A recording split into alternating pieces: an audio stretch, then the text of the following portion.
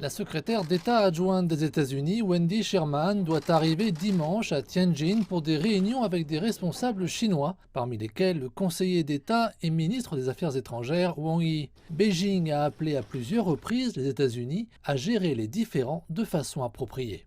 La Chine exposera clairement aux États-Unis sa position de principe sur le développement des relations sino-américaines et sa ferme attitude de sauvegarde de sa propre souveraineté, de sa sécurité et de ses intérêts de développement.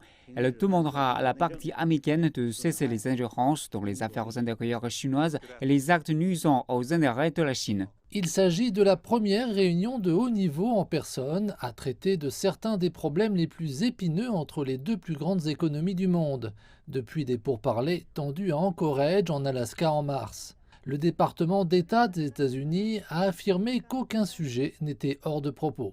Les États-Unis ont exploré et continueront d'explorer les opportunités d'engager des responsables de la République populaire de Chine, y compris à des niveaux supérieurs, dans le cadre de nos efforts pour faire avancer les intérêts américains et gérer de manière responsable cette relation. Cette visite a lieu alors que les tensions sont vives au sujet du coronavirus, de la mer de Chine méridionale et des accusations de cybercriminalité de part et d'autre. La venue de Wendy Sherman en Chine conclut une traversée de l'Asie de l'Est avec des arrêts au Japon et en République de Corée, alors que les États-Unis visent à accroître la pression sur des problèmes tels que la mer de Chine méridionale, Taïwan, Hong Kong et le Xinjiang. En ce qui concerne les actions négatives du Japon et des États-Unis contre la Chine, nous avons déposé des plaintes solennelles auprès des deux parties à Beijing et dans leur capitale, exprimant notre fort mécontentement et notre opposition résolue.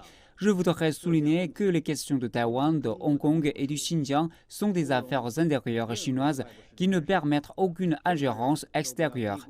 Personne ne devrait sous-estimer la forte détermination, la volonté et la capacité du peuple chinois à défendre la souveraineté territoriale nationale.